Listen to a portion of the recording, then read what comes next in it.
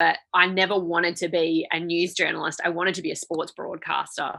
One of the main things that keeps me going when I think I don't want to do this anymore, it's too hard, is that I go, if I leave it right now, all I'm doing is I'm leaving this mess for the next woman that comes through. And I'd rather push as hard as I can, as far as I can, so that there's less of a barrier for the next generation of women coming through. And if all of us do that every time, there will be a generational shift each time, and we'll get better and better and better.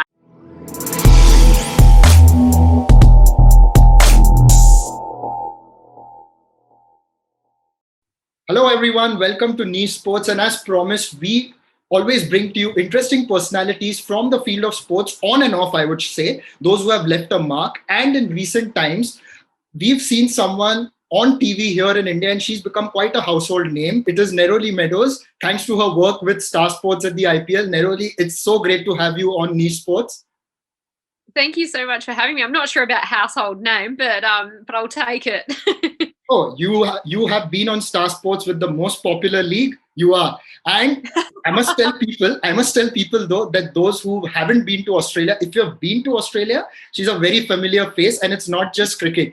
It's football, it's AFL, it's tennis. You name the sport, and Neroli is there for you to talk about the sport. So let me first start by asking you. Here in India, we are so obsessed with cricket. Like when we grow up, our knowledge of sport is built around cricket. In Australia, it's quite different because you are exposed to so many sports. So how did it all start for you?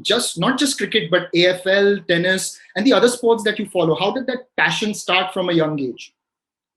Well, I grew up in a country town in Western Australia, and two big brothers and two parents who loved sport, and my grandmothers and my grandfathers all loved sport as well. So I was exposed to so much sport from a young age, and we grew up on what we call a hobby farm, which is basically my dad grew up on a proper farm and he didn't want to give that up. So he was a doctor and mum was a doctor, but we had a little 5-acre hobby farm. So we had, access to basketball and hockey and soccer and cricket and everything. And like a lot of Australian families, had that space to run around and play in.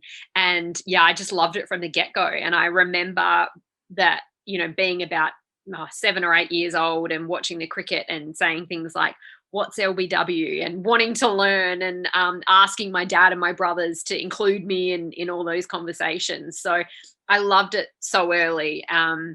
And we grew up playing cricket every summer, and then playing soccer and footy and Aussie rules, things like that throughout the winter. And the thing that I love I know that in India, cricket is massive, and we always say that it's a religion in India. But the thing that's really unique about cricket in Australia is the fact that I like to say it's the sport that unites us, because in Australia, in the winter months, we basically separate into two different parts of the country. Most people are either rugby league or union, or they're Aussie rules, AFL. So you've got Western Australia, South Australia, Northern Territory, Tasmania, and Victoria, who tend to go down that Aussie rules path, and New South Wales and Queensland and Canberra, who, or the ACT, that tend to go down the rugby or rugby league path. So that, even though that sort of blended a little bit in recent years, especially, that tends to be the traditional path. Whereas in summer, everyone loves the cricket, and it's that time where we're spending time with our families, we've got Christmas together. So it's really the time that unites us as Australians in a country that obviously we are sports mad, as you say. So it's nice to be united for those few months. It's one thing to love sport, but at what stage did you think, right, I want to do something about it, I want to go talk about it, I'm going to pursue a degree in journalism, I'm going to become a sports anchor? Where did that come from? And I also understand one of your brothers played hockey for the country, right? Yeah, so my oldest brother Ross played hockey for Australia. He was a goalkeeper, and he made his debut for Australia at quite an older age, just before he turned 30. So he was 29 when that happened. But both of my brothers were very talented sportsmen. I was okay at sport as well. I represented WA in country level for basketball, and I wanted to play basketball for Australia. But I was basically 14 when I realised I broke my collarbone twice, and I realised I wasn't going to get any taller, I wasn't going to get any faster, and I wasn't probably going to get that much more talented. So I decided to watch sport for a living instead. And that's where my mum and I sat down and we worked out, right, what's the best pathway in order to become a sports broadcaster.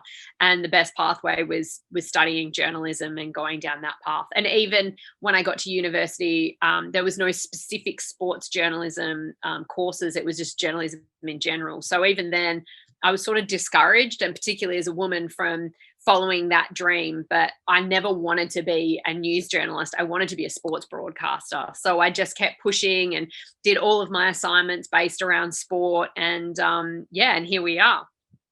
Yeah, and it's quite interesting you say that, because it brings me to my next question. You said getting in as a woman wasn't easy, but it has changed over time. So when young girls come up to you and ask you for any tips and suggestions, what is it that you tell them? What is it that you ask them to learn or work on when they try to chase their dream?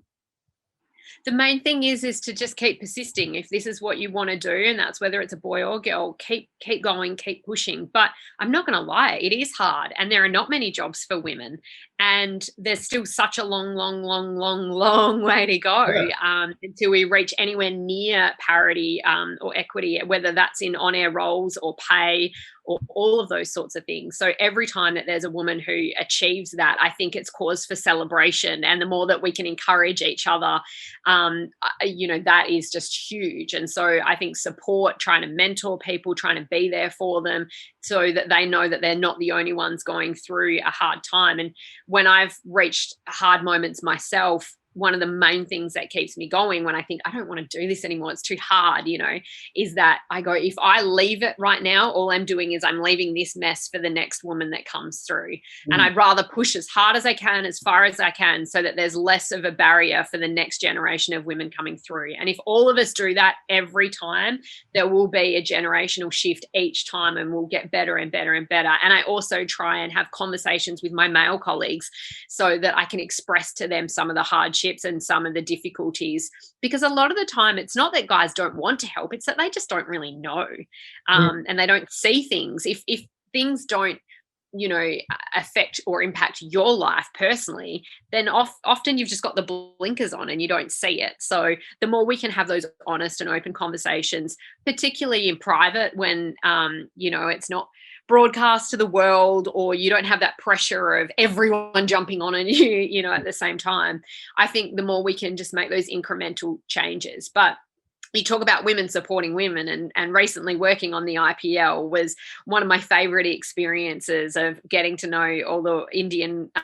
female co-hosts from Tamil and Hindi and all the different, and behind me, I've got a sari right now, which was gifted to me by Bhavna, which was such, touched me so much. And the reason why it's up behind me at the moment is because I'm in hotel quarantine, and I'm in an awful room that's basically just all grey and white. And this beautiful gift, which I will wear properly as a sari, is actually just keeping my spirits up while I'm trapped in this room for 2 weeks. So just the beautiful friendships that were created, and the support that all the women showed, and they were asking me questions about what it's like in Australia as well. And I just think that, to me, is just a magical thing when women are supporting women.